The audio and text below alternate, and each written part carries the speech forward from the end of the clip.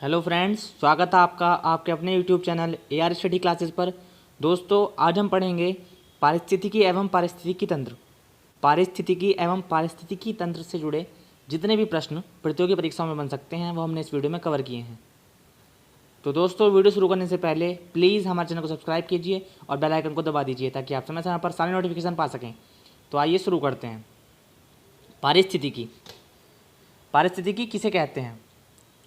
जीवों का अपने परिवेश में एक दूसरे के साथ संबंध पारिस्थितिकी कहलाता है, अथवा पारिस्थितिकी में जीवों को एक दूसरे से संबंध के भौतिक परिवेश पर चर्चा की जाती है। यानी कि पारिस्थितिकी में जीवों के परिवेश में एक दूसरे के साथ जो संबंध होता है उस पर चर्चा की जाती है। पारिस्थितिकी शब्द का आविष्कार अर्नस्ट हैकेल ने किया था। परीक्षाओं में आ जाता है कि पारिस्थितिकी शब्द का आविष्कार किसने किया था, तो इसका सही आंसर है अर्नस्ट हैकेल। पारिस्थितिकी एक बहुआयामी विज्ञान है जिसमें विज्ञान की सभी शाखाएं जैसे मौसम विज्ञान, भूतत्व, भौतिकी, भूगोल, भूविज्ञान और रसायन विज्ञान आदि विषय आते हैं। इसका जन्म ग्रीक भाषा के शब्द ओकेलोक से हुआ था जिसका अर्थ है आसपास का क्षेत्र। पारितंत्र या पारिस्थितिक तंत्र, इसमें एक क्षेत्र विशेष के सभी जीवधारी जैसे पेड़ पौधे, जानवर और अणुजीव शामिल हैं जो अपने पर्यावरण के साथ मिलकर आमतौर पर अनेक खाद्य जाल बनाते हैं जिसमें वे अपने आवास, भोजन व अन्य जैविक क्रियाओं के लिए एक दूसरे पर निर्भर रहते हैं। पारिस्थितिक तंत्र के मुख्यतः दो प्रकार के संगठक होते हैं। नंबर 1 जैविक कारक और नंबर 2 अजैविक कारक। पारिस्थितिकी तंत्र की रचना का स्तर विन्यास खाद्य श्रृंखला तथा उत्पादक एवं उपभोक्ता के भोजी संबंधों के द्वारा निर्धारित होता है। यह आप देख सकते हैं चित्र के माध्यम से कि पारितंत्र के घटकों को दो मुख्य भागों अजैविक घटक एवं जैविक घटक में बांटा गया है। अजैविक घटक को पुनः 3 भागों में बांटा गया है। नंबर 1 भौतिक कारक, नंबर 2 अकार्बनिक पदार्थ और नंबर 3 कार्बनिक पदार्थ। पहले हम पढ़ लेते हैं जैविक घटक। जैविक घटक के मुख्यतः 3 भाग होते हैं, उत्पादक, उपभोक्ता एवं अपघटक। सबसे पहले हम पढ़ेंगे उत्पादक।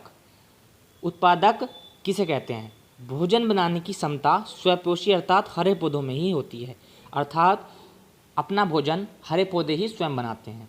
सभी प्रकाश संश्लेषण करने वाले पौधे उत्पादक की श्रेणी में आते हैं, यानी कि सभी हरे पौधों को उत्पादक की श्रेणी में रखा गया है।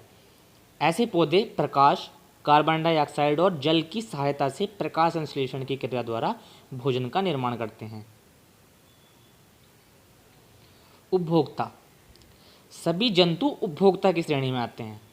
प्रत्यक्ष या अप्रत्यक्ष रूप से वनस्पतियों पर निर्भर होने के कारण इन्हें उपभोक्ता कहा जाता है। भोज्य निर्भरता के आधार पर इन्हें कुछ श्रेणियों में बांटा गया है। जैसे प्रथम श्रेणी के उपभोक्ता, सभी शाकाहारी जंतु प्रथम श्रेणी के उपभोक्ता होते हैं। शाकाहारी जंतु वनस्पतियों का भोजन के रूप में प्रयोग करते हैं। जैसे उदाहरण के लिए खरगोश, गाय, भैंस, बकरी, हिरण, चूहा, बंदर, हाथी, जिराफ इत्यादि, ये सभी प्रथम उपभोक्ता हैं। द्वितीय श्रेणी के उपभोक्ता, वे सभी जंतु जो भोजन के लिए प्रथम श्रेणी के उपभोक्ताओं पर निर्भर होते हैं, उन्हें द्वितीय श्रेणी के उपभोक्ताओं के वर्ग में रखते हैं। ये मुख्यतः मांसाहारी होते हैं। उदाहरण के लिए मेंढक, मछलियाँ, कीट पतंगों को खाने वाले पक्षी और जंतु जैसे छिपकली इत्यादि, इन सभी को द्वितीय श्रेणी के उपभोक्ताओं की श्रेणी में रखा गया है।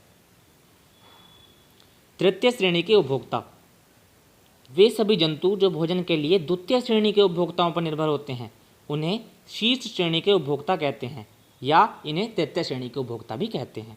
जैसे बाज, गिद्ध, शेर, भालू इत्यादि, ये द्वितीय श्रेणी के उपभोक्ताओं पर निर्भर होते हैं और उनका भक्षण करते हैं। अपघटक, यह सूक्ष्म जीव होते हैं जैसे परजीवी, कवक, जीवाणु। यह उत्पादक यानी कि पेड़ पौधों एवं उपभोक्ताओं यानी कि जीव जंतुओं के मृत शरीर को सड़ाकर सरल यौगिकों में अपघटित कर देते हैं। ये सभी अपघटक होते हैं। यह मृत्यु जैव अवशेषों का अपमार्जन करते हैं, इसलिए इन्हें अपमार्जक भी कहा जाता है, यानी कि अपघटकों को अपमार्जक भी कहा जाता है। अब हम पढ़ेंगे अजैविक घटक। अजैविक घटक के अंतर्गत सभी निर्जीव पदार्थों को रखा गया है। इसके पुनः 3 प्रकार हैं कार्बनिक पदार्थ। इसमें प्रोटीन, कार्बोहाइड्रेट, विटामिन, वसा, लिपिड इत्यादि आते हैं। अकार्बनिक पदार्थ, अकार्बनिक पदार्थ में जल, ऑक्सीजन, कार्बन डाइऑक्साइड, नाइट्रोजन इत्यादि को रखा गया है। जबकि भौतिक पदार्थ में भौतिक अवस्थाओं जैसे तापमान, आर्द्रता, प्रकाश इत्यादि को रखा गया है। तो दोस्तों, अगर आपको ये वीडियो अच्छी लगी हो तो प्लीज़ वीडियो को लाइक कीजिए, चैनल को सब्सक्राइब कीजिए। और दोस्तों, अगर वीडियो से जुड़ा कोई भी प्रश्न या डाउट आपके मन में है तो आप कमेंट बॉक्स में कमेंट करके बता सकते हैं। हमें आपके प्रश्न का उत्तर देने में बहुत खुशी होगी। और इसके अतिरिक्त पर्यावरण अध्ययन व अन्य विषय से जुड़ी वीडियो आप हमारे चैनल पर जाकर देख सकते हैं। धन्यवाद।